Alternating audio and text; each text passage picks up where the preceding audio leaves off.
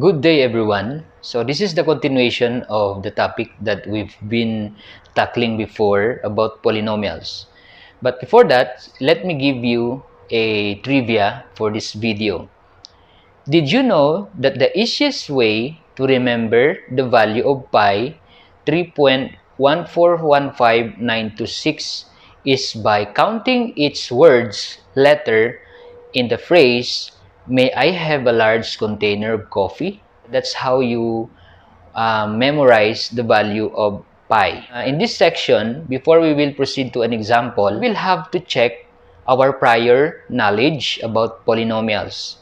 We will have series of questions and justifications of our answers. Question number 1, which of the following is a quadratic binomial?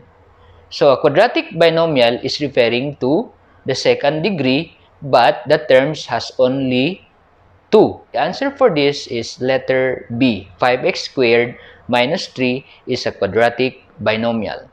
Number 2. A fourth degree polynomial example is in the form of blank. The answer for this number 2 is letter C. X to the fourth plus 2x squared minus 4x plus 3. Number 3 questions. How many real roots are there in the equation x cubed plus 3x squared minus 13x minus 15? Roots or number of real roots is referring to the highest degree of an expression or an equation. The answer for this is letter A. So this time, we are going to explain the topic about polynomials or the continuation of the polynomials.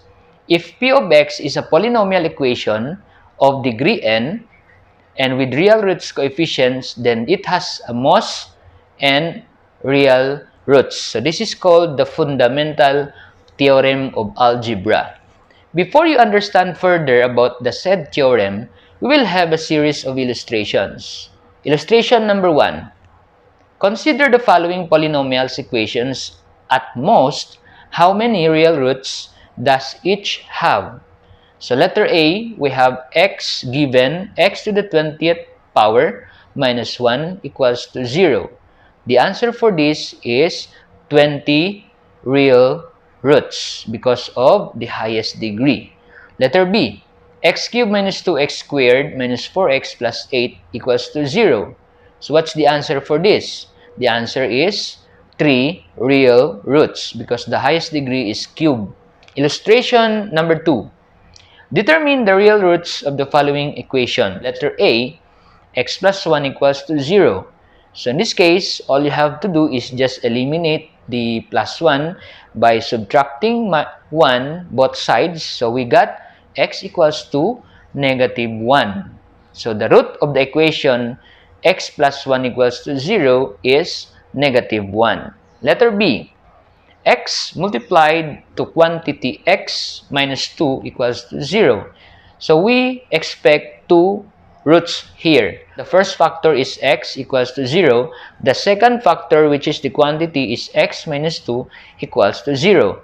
So the first answer has already been simplified. So first root is 0. The second one is by elimination.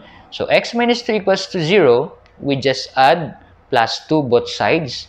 Therefore, x is equals to positive 2. So the roots of this given x times x minus 2 equals to 0 are 0 and 2. Letter C, x squared plus x minus 12 equals to 0. In this particular example or given, we can use the general trinomial factor. So the factor of x squared plus x minus 12 equals to 0. Quantity x plus 4 multiplied to quantity x minus 3 equals to 0. Separate x plus 4 equals to 0. The other one is x minus 3 equals to 0. The first root is x equals to negative 4 and the second root is x equals to 3. Then, the roots of x squared plus x minus 12 equals to 0 are negative 4 and 3. And that's for this video. So the next video, we are going to explain about the rational root theorem. So thank you very much for watching, and I hope stick to this channel, and please click the subscribe button, click the like button, and the notification bell. And don't forget to share this video. Thank you for watching, and have a nice day.